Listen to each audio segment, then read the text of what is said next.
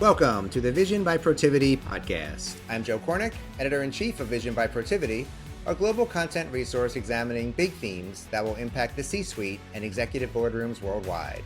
Today, we're exploring the future of government, and I'm thrilled to be joined by Jo Ann Barefoot, CEO and co-founder of the Alliance for Innovative Regulation, or AIR, a nonprofit organization working globally to promote a more fair, inclusive, and resilient financial system by helping adapt financial regulation for the digital age. She hosts the global podcast, Barefoot Innovation, and is a senior fellow at the Harvard Kennedy School Center for Business and Government. She serves on multiple global boards and advisory bodies and is a renowned public speaker and author, having published more than 200 articles on innovation and regulation. Jo Ann, thank you so much for joining me today. I'm delighted to be here. Thank you. So, Jo Ann, it's been about 5 years since you launched AIR, the Alliance for Innovative Regulation, as I mentioned in the intro. Could you tell us a little bit about AIR and then how you would sort of assess the first 5 years and maybe what do you see as some of the biggest challenges and opportunities of the next 5? Yeah, I'm happy to do so. So yes, we have just passed our 5th anniversary at AIR. We are a nonprofit. We are based in the United States, but active around the world. And really the idea from it came out of the fact that I'm a former bank regulator myself, began immersing in how technology is changing the world, including finance, and reached sort of an epiphany that it was going to be hard to regulate change at this speed and this mold-breaking nature unless we really step up the focus on the regulatory process itself. So we work to help regulators, financial regulators, both use technology themselves and understand the technology they're overseeing in the marketplace. And the challenges going forward are that everything is speeding up and becoming even more mold breaking. And we think it's like a race against time to keep pace with the change. Right. And, I love the name because, innovation and regulation are just two words that you don't often hear together. They are often sort of opposites. Yes. I'll start out by asking you about sort of your views on the future of regulation, just particularly in the financial sector. So if we look at the financial sector, it is changing as much as anything is around us in terms of technology, digitization, tokenization, all the trends that we're living with. And it really matters. It's an area where if it doesn't work well, people get hurt, and therefore it's pervasively regulated, maybe more than any other sector. And the big changes, I think, and you won't be surprised to hear me say this, are going to be dominated by artificial intelligence. The advent of generative AI year and a half ago just is like nothing we've ever seen before in terms of hitting everyone's desk at the same time in just a few months and making everyone rethink what they're doing. So the big trends are going to be really keeping up with that change, deploying it, and also properly regulating it so that we get the benefits of new ways of doing things, but we deal with the risks, which are very, very real. Right. Well, since you brought up generative AI, let's stay on that topic for a few more minutes. I'm curious about its ultimate impact. I know there was a recent AIR white paper that asked if AI is transforming the future or triggering fear, or perhaps a little bit of both. So how concerned are you about that generative AI future, and how do we make sure it's actually a force for good and not the other way around? Yeah. So we definitely think it's a double-edged sword, very dangerous for sure. There's a risk that AI and generative AI specifically is going to introduce bias into the system. We have the challenges of so-called explainability. Why is the AI doing what it's doing or recommending what it's suggesting?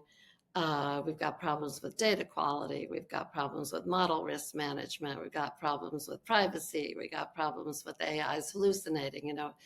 We don't minimize the risks of it all.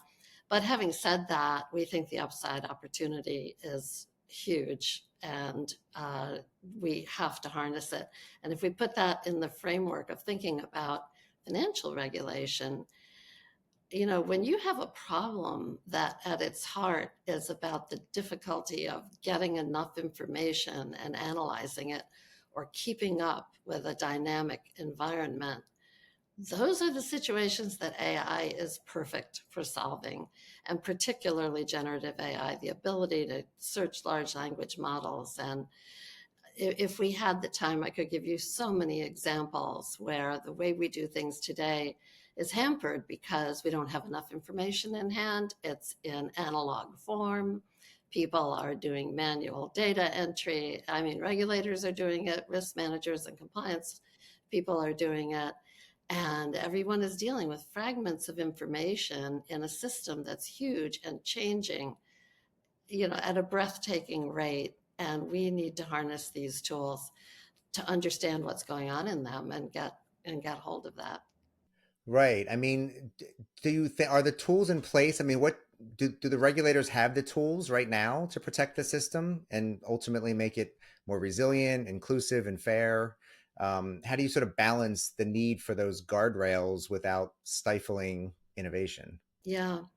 So the regulators, with a few exceptions, do not have the tools now. And one of the things we really advocate for, and it might sound nerdy and not interesting, but it's essential, is that the regulators have to overhaul their own technology, not just adopt some different tools, but go back and redesign their information architecture and their talent lineup. They've got great people who understand risk in the system, but those people need colleagues who understand technology. They need software engineers and designers. And so attracting and retaining talent, working on culture change. We are putting out a white paper on this shortly by my colleague Nick Cook, who used to head innovation at the Financial Conduct Authority in the UK, um, which we're calling the Regulators Odyssey. They need completely different tools they need to invest in. They all need to, for one thing, migrate to the cloud, which will take a little while, but really has to be done. Right. That's interesting. I will certainly keep an eye out for that. Um, so I was listening to your Barefoot Innovation podcast, which is excellent, by the way. And recently you had Elizabeth Kelly, Special Assistant to the President for Economic Policy at the White House National Economic Council. And I know she was key in drafting the executive order on AI by President Biden. So I'll ask you, do you think that the US is doing enough? Do we have the right resources and focus sort of pointed at the problem? The US is doing a great deal, and the executive order led to learning and innovation really throughout the government. Uh, we are not as far along as some other places in thinking through policy toward AI, and some would say that's a bad thing. Some would say it's a good thing. We're going to need to learn to create more dynamic policy change mechanisms, because whatever is adopted today on AI is going to be out of date before long, because the tech itself is changing so rapidly, and so are the use cases. But I would like to see the US really think through a consistent set of principles for regulation of AI, and be ready to put that out. And I'll mention another thing that we think is really important. At AIR, we look a lot at consumer finance, consumer protection, and financial inclusion. We think that one of the things that deserves a thought from policymakers and from the private sector is the potential for consumers, financial consumers, to have their own agents for helping them manage their financial lives. Call it a robot, call it an agent. Gartner has called this phenomenon custobots, AI devices that are going to be able to make decisions. Financial consumers don't have enough information either, and they don't have, on average, the knowledge to fully understand the financial products that they're looking at. If we can encourage development of AI assistants for the financial consumer who can help her pay her bills, do her budget, evaluate financial products, see through offers that may have hidden fees or terms that would be adverse to her, um, manage to meet her own preferences and priorities as she's saving and trying to build wealth. These, if we had these and they were affordable for everyone and there was a business model that could support them, and if they were regulated to have a duty of care to the individual or a fiduciary duty with no secondary agenda, we could transform consumer financial markets and really reward the good actors who are trying to provide the best products and services and prices, and wring out the bad actors who are not. So we think policymakers should be thinking about that. Right. Very, very interesting. And a lot of this emerging tech AI movement is sort of being led by the private sector, of course. And this seems like perhaps an area that's ripe for public-private partnership. I mean, do you see opportunities for collaboration between, government entities and the private sector? I couldn't agree more, Joe. We are going to have private and public collaborative efforts here. I think we may need some new models for those, but all these areas, standards, the best practices, interoperability of different kinds of systems. There's one example is digital identity is emerging as a key issue in fraud, which is skyrocketing, partly thanks to AI, and in financial inclusion and privacy. You can't design a systemic approach to something like that unless you have the public and private sectors working closely together, which people are trying to do, but we have a long way to go to do better. Right. Right. Well, Jo Ann, you've been very generous with your time, and I just have one more question for you, and that's to sort of take me out a few years, maybe to the end of the decade, and talk to me a little bit about what you see as sort of the future of financial regulation, and say let's say 2030. I think the future of financial regulation is like the future of everything else, frankly. It's data and AI.